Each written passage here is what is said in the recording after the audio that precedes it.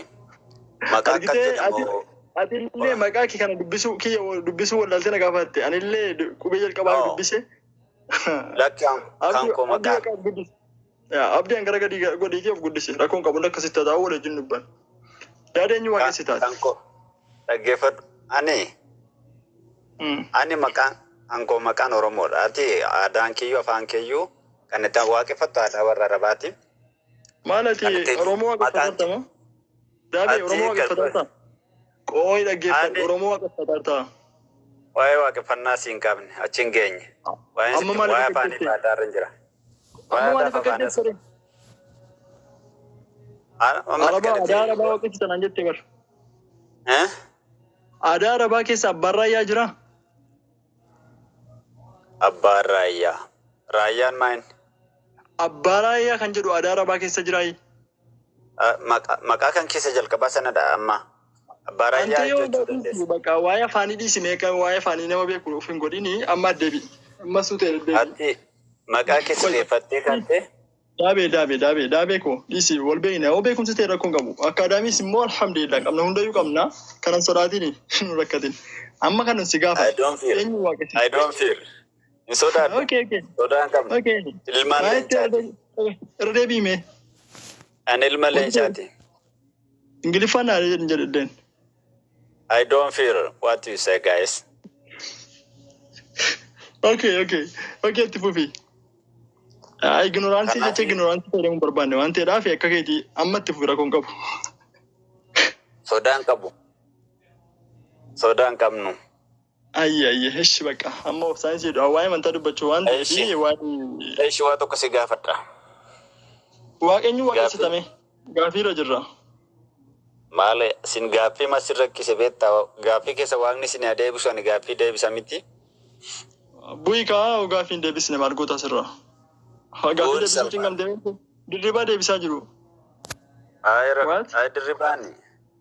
sini'uu dukkana keessa jirtu ijoollee dukkanaatti waan taate dhiisi bakka waa'ee amantaanis afaan irratti dubbanna kophaa jechi jedhu maal jechuudha akka afaanitti kophaa jechi jedhu tokkicha jechi jedhu akka afaanitti maal jechuudha akka afaan Oromootti kophaa kan jedhu barbaadde kophaa jechi jedhu maal jechuudha akka looga kamitti barbaadde lugaa afaan Oromootiin kophaa jechi jedhu maal jechuudha lugaa Ingiliffaatiin immoo kophaa jechi jedhu akkamitti ibsama kan jedhu naa ibsita shi dhaggeeffadhu ayye looga afaan Oromoo looga kamii barbaaddeeti ofii kee gara kamii godina kan beektu naa ibsi barsiisaa daabe kan beektan naa ibsa kan boodaan itti irratti kennachuudha eshi beellamaan si barsiisa amma hammuma kophaa jechi jedhu akka afaan Ingiliffaatti maali akka afaan Oromootti maali kophaa yookaan tokkicha jechi jedhu kophaa qofaa jedhamoo kophaa jedha sila qubee mayyuu beektaa qofa kan jedhu miti kophaa jechi jedhu maal jechuudha yookaanis immoo tokkicha jechi jedhu tokko jechuun miti kan si gaafadhe tokkicha jechi jedhu maal jechuudha kinisa kiwii moo keerraa kan na taasuftu qubicha tokkicha kee ay echitti dabaladhuuti eetti dabaladhu tokkicha ay fi achiidha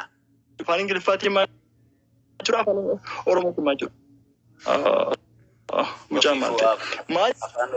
jechuutiin jedhu kophaa jechuun yookaanis immoo tokkicha jechuun jedhu maal jechuudha ni beekta miti silaa baruu barbaadde I'm sorry wallahi baqa ay baruu barbaade amma sila argadde kophaa jechuun akka afaan Ingiliffaatti singulaarii jecha ta'eef nama qaamni tokko ta'uu hin danda'u dhaggeeffadhu sin barsiisan qaamni lamaan tokko ta'uu hin danda'u sadii tokko ta'uu hin danda'u kophaa jechi jedhamu singulaarii wani jecha fakkaataa hin qabne dhaggeeffadhu jecha fakkaataa waan qaamni bifa fakkaachuu hin dandeenyeen jedhamu kun siigal